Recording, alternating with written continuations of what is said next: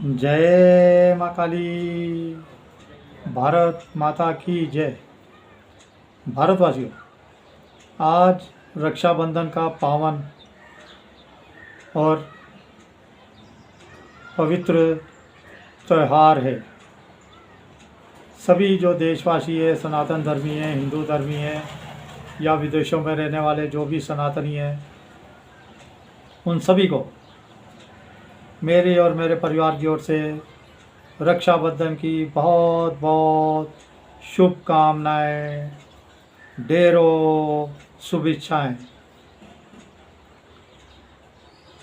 माँ काली उन सब भाई बहनों के बीच में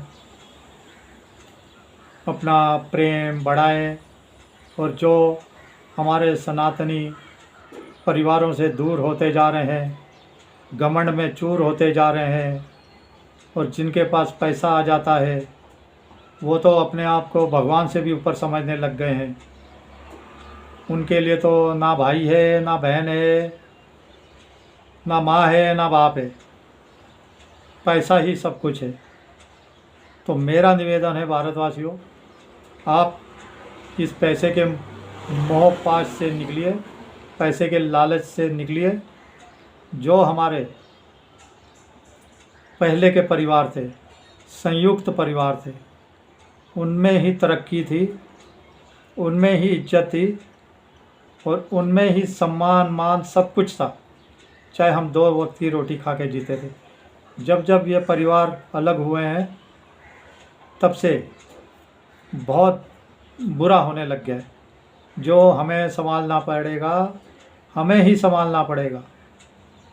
जो हम सनातनी हैं वो आपस में अब फिर से संयुक्त परिवार की तरफ बढ़ें और अपने परिवार के अंदर एकजुटता लाएं। माता पिता की इज्जत करें, सड़कों पे ना फेंकें, चाहे नमक के साथ रोटी खानी पड़े वो भी चलेगा। चलिए भारतवासियों, अब आते हैं, योगी बाबा गए थे संभल में, आपने देखा सुना होगा। लेकिन सबसे हैरानी की बात है, संभल की जो जामा मस्जिद थी और जिसके लिए इन्होंने जिहादियों ने दंगा किया था, उसी संभल जामा मस्जिद पे मोदी जी ने पहले हेलीकॉप्टर का एक चक्कर लगाया, पहले दूसरा हेलीकॉप्टर का चक्कर लगाया, फिर तीसरा हेलीकॉप्टर का चक्कर लगाया। ये 3-3 चक्कर योगी बाबा ने क्यों लगाया संभल जामा मस्जिद के ऊपर? वो कोई नहीं बताएगा, मैं आपको बताता हूँ। वो ये देख रहे थे कि हम इसको कैसे भव्य और दिव्य कल की मंदिर के रूप में स्थापित करें और इन जिहादियों को यहाँ से उठा के बाहर फेंकें। ये मैं आज बता रहा हूँ, ये होने वाला है, बहुत जल्दी होने वाला है। इसको दुनिया की कोई ताकत नहीं रोक सकती। अगर आप 2027 में योगी बाबा को ले आए तो पत्थर की लकीर है। संभल में पूरा आपको 68 तीर्थ, 19 कूप और पहले जैसी भव्यता लिए हुए संभल नज़र आएगा। और भारतवासियों, ये मैं कह रहा हूँ, एक तो योगी बाबा है बीजेपी की सरकार में और एक असम में हिमंत विश्व शर्मा जी। हमारे यहाँ देवेंद्र फडणवीस बैठे हुए नालायक मुख्यमंत्री है। उधर शायद राजस्थान में भजन लाल है, कन्हैया लाल का सर तन से जुदा किया था, वो भी नालायक है, मतलब किसी लायक नहीं है। इनको हिंदुओं को वोटों से मतलब है, बस हिंदुओं के बाकी भावनाओं से, इज्जत मान सम्मान से इनको कोई मतलब नहीं है। वोट ले लिए, खेल ख़त्म। अभी कन्हैया लाल के 3 साल हो गए, अभी तक केस नहीं हो रहा। अब तो बीजेपी की सरकार है, बीजेपी को वोट क्यों दिया? इसीलिए दिया था। तो क्या कहें, कुछ नहीं कर सकते, ना कुछ कह सकते। ये नालायक नाकारा मुख्यमंत्री बन के बैठ जाते हैं, अपनी अयाशियाँ करते रहते हैं, अपने ख़ानदान को अयाशियों में उतारते रहते हैं, रोज़ वीडियो बनते रहते हैं इनके। ये बच्चे कहाँ जा रहे हैं, बच्चे कहाँ आ रहे हैं, बीवियाँ क्या कर रही हैं, बस यही वीडियो देखते रहते हैं। चलिए भारतवासियों, तीसरी खबर पे आते हैं।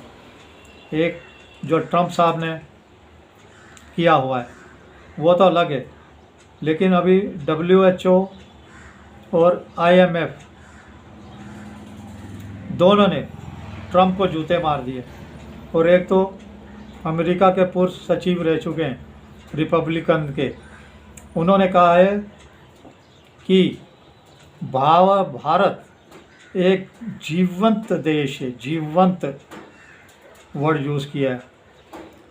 भारत से ट्रम्प तुम पंगा मत लो, भारत अपना अपमान कभी नहीं भूलता और अमेरिका तक को तहस नहस कर देगा। भारतवासियों, ये तो मोदी जी ने ताकत बना दी है। देखिए, और मोदी जी जा रहे हैं चीन, रूस के राष्ट्रपति आ रहे हैं, ये सब साइड में छोड़ दीजिए, लेकिन भारत के अंदर मोदी जी ने आज इतना दम ला दिया है कि दुनिया भर की शक्तियाँ भारत के आगे नतमस्तक हैं, नतमस्तक।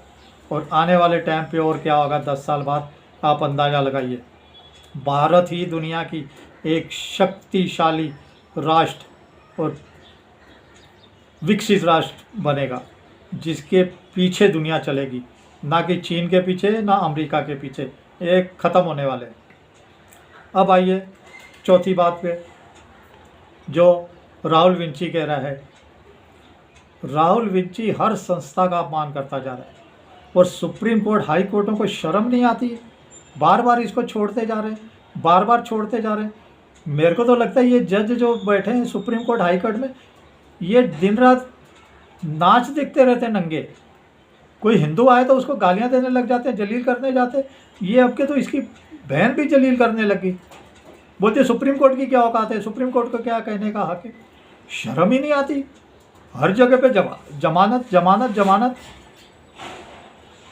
अरे क्या नौटंकी लगाई हुई है। जो एक बार बार अपराध कर रहा है, बार बार अपमान कर रहा है, भारत का अपमान कर रहा है, भारतीय एजेंसियों का अपमान कर रहा है, किसी को नहीं छोड़ रहा, उसको हाई कोर्ट सुप्रीम कोर्ट जमानत देते जा रहे, केस पे केस उसके ऊपर होते जा रहे, उस बेशर्म को परवाह ही नहीं। और राहुल विंची, वो मैं कह रहा हूँ, राहुल विंची नामक जिहादी है, जिहादी। वो ना हिंदू है, ना मुसलमान है, ना क्रिश्चियन है और ना ही बौद्ध है। उसकी कोई जाति नहीं है, वो बेजात का बेडंगा है, बेडंगा राहुल विंची।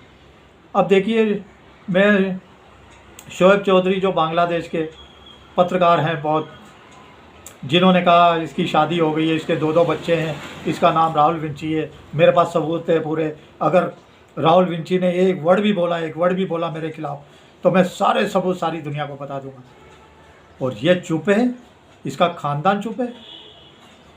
और इसी के साथ भारतवासियों, वो शोएब चौधरी जी ने क्या कहा है, बोले ये गद्दार है। कौन? राहुल विंची को कह रहे हैं ये गद्दार है भारत का, ये भारत का सबसे बड़ा देशद्रोही है, ये भारत का सबसे बड़ा नमक हराम है, ये भारत की थाली में खा रहा है, भारत की थाली में छेद कर रहा है, भारत में बैठ के तोड़ रहा है, अयाशी कर रहा है और भारत को ही गालियाँ दे रहा है। ये शोएब चौधरी जी कह रहे हैं, बांग्लादेश के पत्रकार। सोचिए कितनी बड़ी जलालत है। चलिए भारतवासियों, वीडियो लंबा है, एक बार फिर से रक्षाबंधन की सबको हार्दिक बधाई, शुभकामनाएं, पावन पर्व की बहुत बहुत मंगल कामना।